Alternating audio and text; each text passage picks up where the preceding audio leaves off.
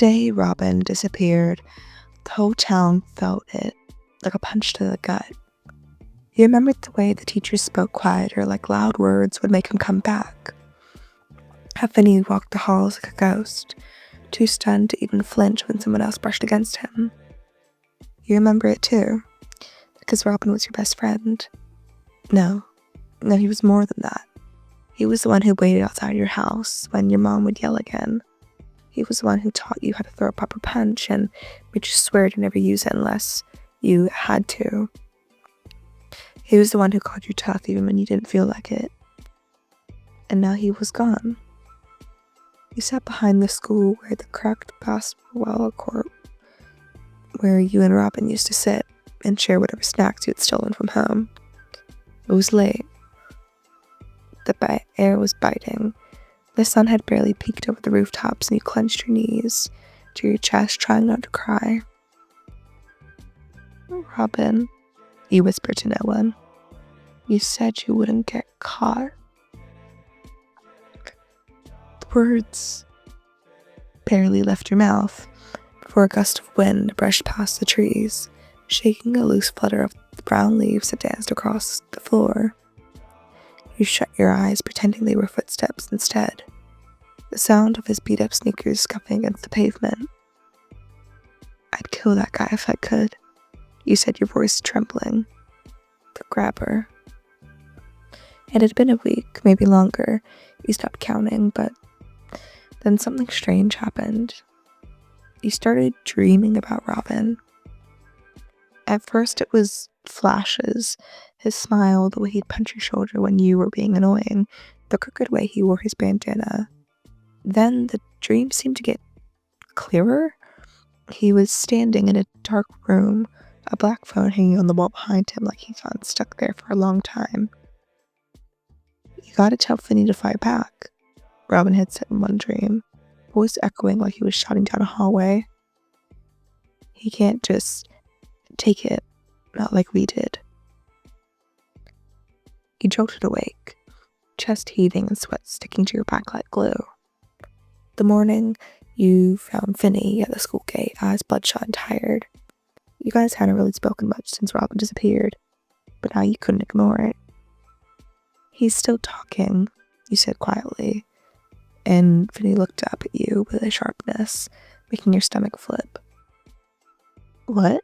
He asked. In my dreams, he's trying to tell us something. You too, you went on. Finney nodded slowly. From then on, you both stuck together. You knew something was wrong. Something, well, more wrong than grown-ups were willing to admit. The dreams kept coming, and they were clearer and clearer and clearer each time. Robin told Finney how to fight, how to get out. You weren't there with him physically, but your chest ached when you were in the basement too, as if you were there, like some part of you had been dragged in the moment he got taken. You started going to that little cemetery after school, to the spot where the white cross sat for Vance, and the one beside it now that had Robin's name, even though nobody had found a body. You'd sit on the cold earth, fingers digging into the grass like you'd pull it out.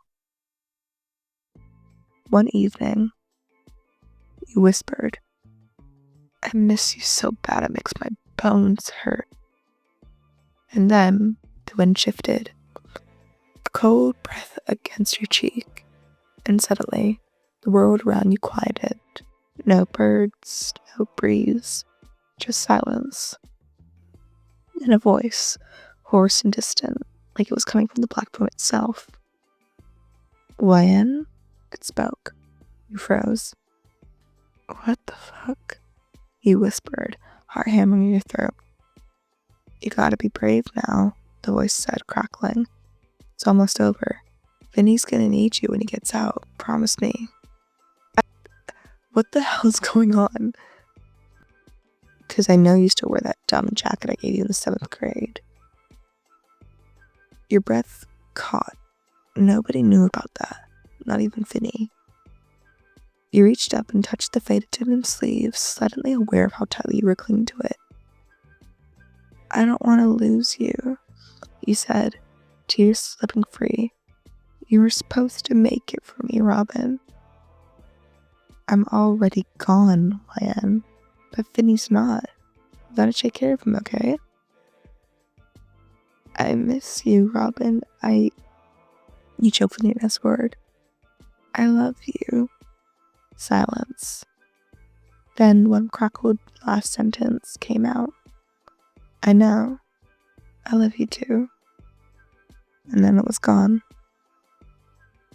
You sat in stillness for what felt like forever, arms wrapped around yourself, and the warmth of his words seeking it like the sun to the cold skin. A week later, Finney escaped.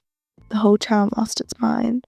Police sirens, new vans, neighbors clinging to each other like it was a nightmare was finally over.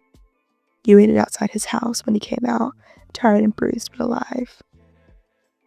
Robin told me you'd be here. You ran to him and hugged him so tight you thought you'd both break. I heard him too, you whispered. He told me to be brave. He saved me, Finney said softly. You both did. Months passed and things changed. You and Finney visited Robin's grave every week. You brought him flowers and Finney brought him comic books. You talked to him like he was still there because in some way it felt like he was. You'd always carry him with you in the jacket he gave you. And in the way that you walked a little taller and punched a little harder and protected your friends like he taught you. Robin may have been taken too soon, but he was never forgotten. Not by you, and not by anyone who truly, truly loved him. And he would live on forever in memory.